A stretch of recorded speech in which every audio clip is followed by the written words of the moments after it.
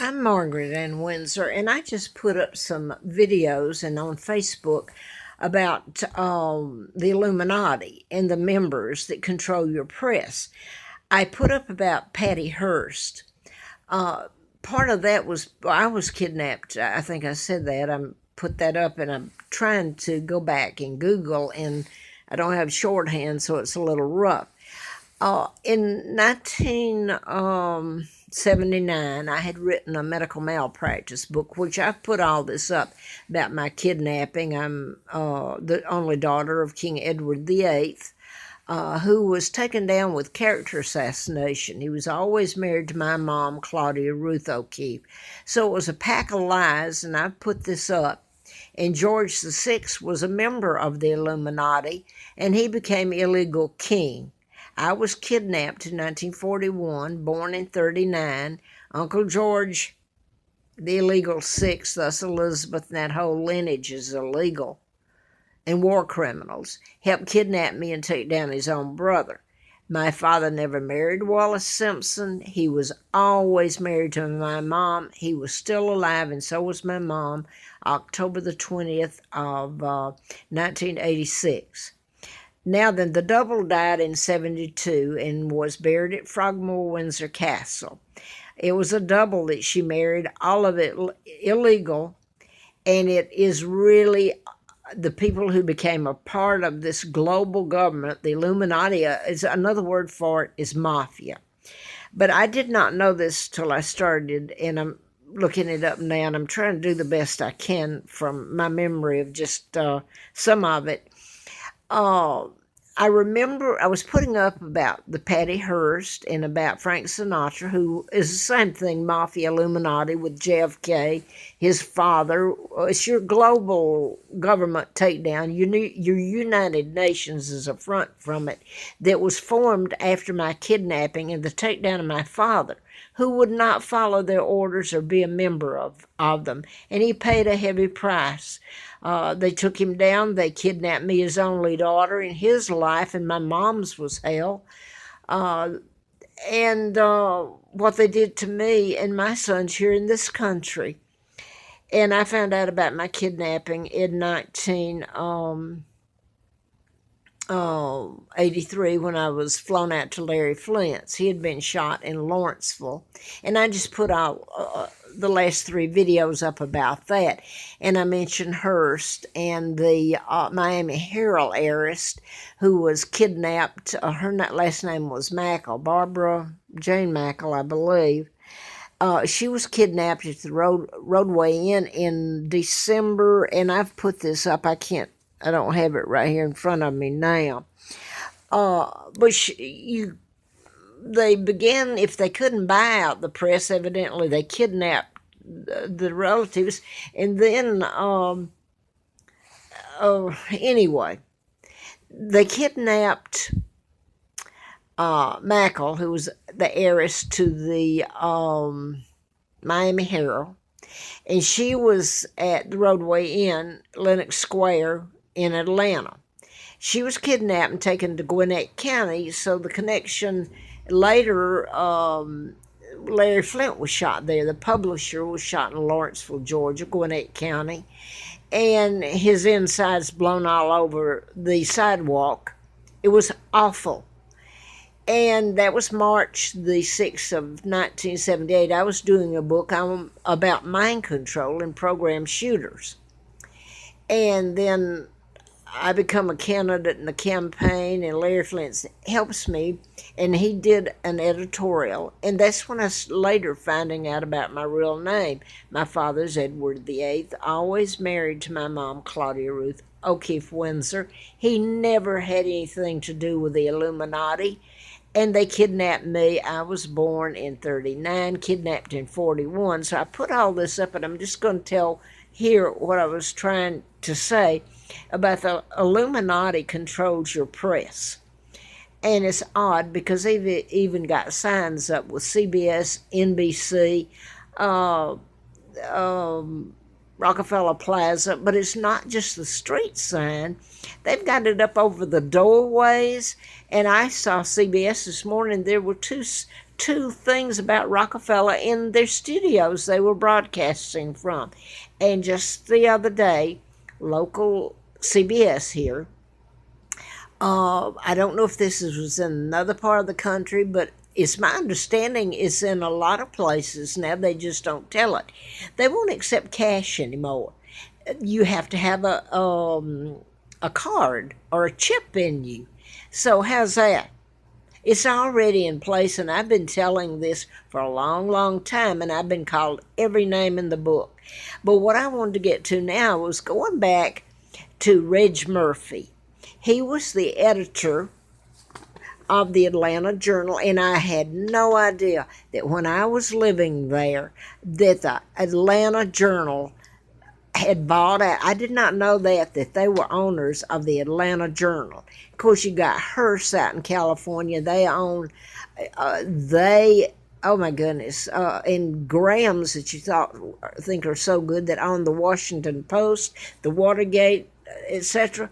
No, they're the same thing. The same people, the Illuminati, everything. But I wanted to try to read this. Mentor, and this happened, I was trying to think, when did this happen?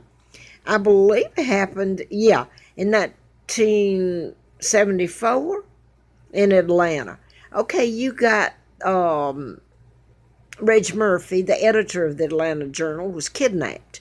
He was put in the back of a car and driven around for 3 days by William A.H. Williamson, who was still alive, and even after 40 years made a phone call back to the Atlanta Journal. But anyway, Mentor, who's the associate editor, when Murphy got kidnapped, he got a call, and Murphy said to him on the phone, "I've been kidnapped." And so Mentor, that was his name, am I right? Mentor said, "Well, nobody's going to pay for your release." Well, he did. He ended up paying, or the Atlanta Journal did, $700,000. He met Mr. Williamson, and they got Reg Murphy out. I guess he was in pretty bad shape, being in the car for the trunk of the car. And by the way, Williamson's wife was a part of it. But anyway, what I remembered was that when Murphy got out of the car, was released from being kidnapped and put in the car, he went to California to Hearst, the Hearst media out there.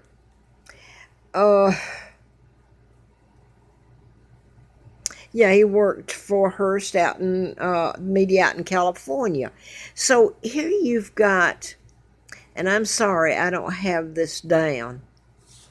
I have to go piecemeal. Anyway, that's what I wanted to find out. I couldn't remember. So Patti Hearst, this is one thing I want to say too. When I had done the book about mind control, and this was in 1979, I had a letter from the FBI, ongoing investigation, national security involved. It was sent to me my father's birthday, June the 23rd. Of course, this is 1979 when it was issued, the year. Ongoing investigation, national security involved. And me and my sons were going through so much, and I thought it was because of the book. Later in '83, I found out it's because of who I am. But I had written a medical malpractice book, MD: A License to Kill, and it had a chapter on U.S. Congressman Dr. Larry McDonald. He was a urologist at Piedmont Hospital. I had a bunch of stuff that was so important. Well, they almost killed me. I thought that April Fool of '80. But there's some more I wanted to put down here. I may sound rambling now. Wish I had, I've been working on some stuff and putting these up today. But anyway, the other thing that happened, and I put the dates up there, was that the Miami Herald heiress, Mackle, was kidnapped from the Roadway Inn at Lenox Square in Atlanta. in December. Well, I put that up. If you care enough, I guess you could Google it or go back. They kidnapped her and buried her alive. And it was in Gwinnett County, and that's where Larry Flynt was shot later. And that's where so much was done to me that's never been told. None of this has ever been prosecuted that happened to me and my sons here in this country. So Patti Hearst had been kidnapped. And when I was at the Laurelwood Apartments, when I got the letter from the FBI, you know, it's so odd because I went there and my husband came back. He was out of town most of the time, but he would come back. I went to Laurelwood manager and I told her, I said, he's going to come back and stay a while. He's not on the lease. I had signed the lease and given the money, so there was never any question. I made sure of that, and John went with me and to confirm it, and it was okay for him to stay a few days of the month, kind of to protect us because of all that was happening.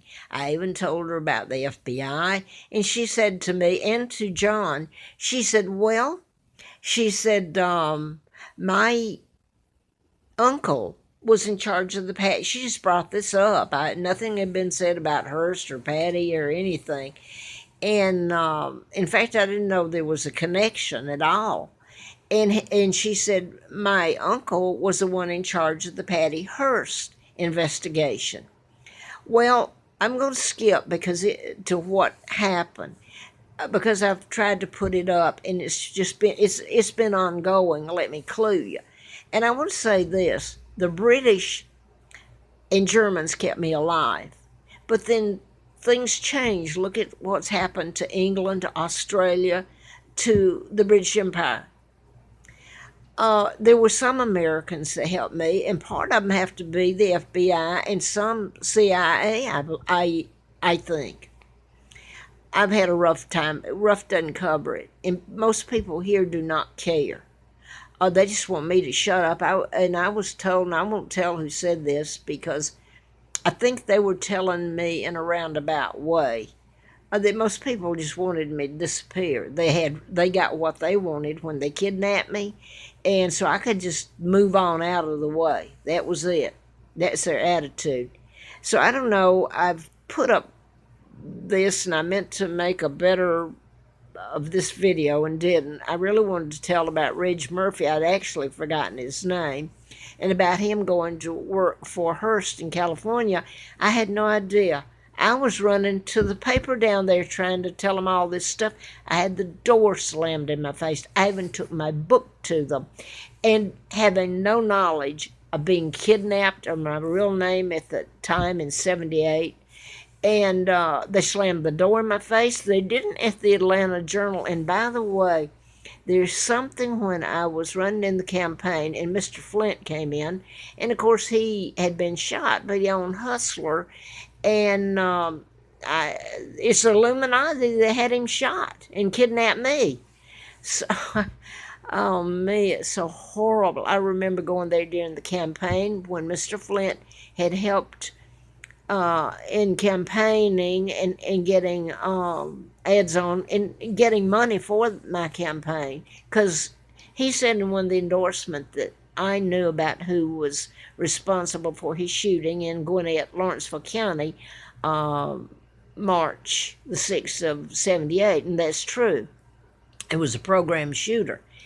And I had no idea that when I went up and talked, I was trying to run a full-page ad and tell about the mind control murders, and I had a lot more in there. There was a Dr. Robichaud who was over law and psychiatry at Emory. This involved Emory Center for Disease Control, and Dr. Robichaud was a good guy.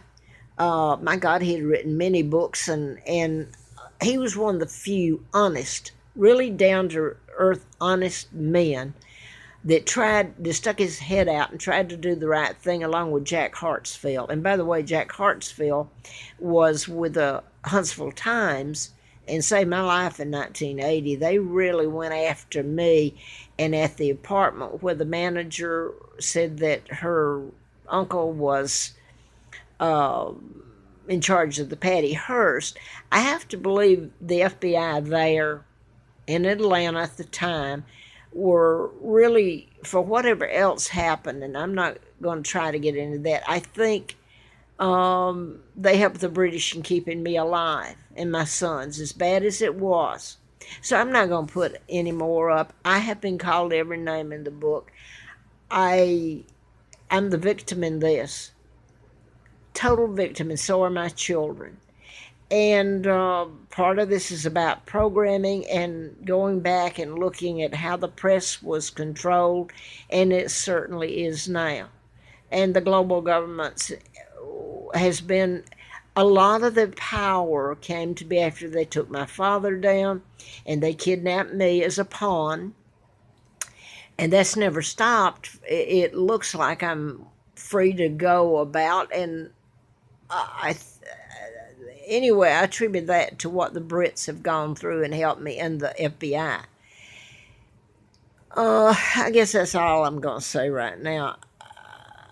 The press has done nothing but lie. Trump is so right and correct about that, and they're really going after him. It's controlled by your Illuminati that kidnapped me. And after my kidnapping is the illegal treaties that were signed by George VI. Everything was illegal. And it allowed the United States to come in and put military bases all over the UK. And all over everything. Now they have an Area 51 in Australia. Oh, it's mass, where they put everything on British soil and said that they were saving us from the Germans. They got us for themselves. And the friend of mine, who I'm not going to mention her name, was saying, yeah, if the truth's ever told about it, made to be told, the United States is holding the Queen of England hostage. But will it be told? I've told it. I've told it for the last 6, 7 years. I've put information up that people have to know. I couldn't make it up. If I could, and they would publish it, it would be a bestseller. But, and that's all I'm going to put up. I really meant to go back and tell about Mr. Murphy, the editor, and I've already put up about how the Illuminati and their controls. Sinatra, who is mafia and was friend of JFK, who helped kidnap me, JFK did. His father was ambassador to England in 36 to 46. Another Jew, well, I mean, they're Irish. My mom's Irish, but thank God she's no kin to that bunch of thieves. The O'Keeffes suffered a lot, but they really did. And my mom lost her only daughter and managed to stay with my father. And, I mean, their life must have been hell. So I'm going to leave it at that. You've got the gist. I'm rambling now. Really, I'm tired, and I've done some research on this little phone, and anyway, you get the gist of it. After they kidnapped me and took down my father and put their military bases on everything, and anytime anything is said, it's those... they call the Germans every name in the book. I got to tell you, there's a lot that hasn't been told about it, just like it has the truth told about my father and me and what happened to Great Britain. But anyway, the United States went in and supposed to be best friends of the Brits. Well, best friends don't steal you blind, do they? And kidnap your monarch and torture me every moment of my life? Yes, I hope it's told. And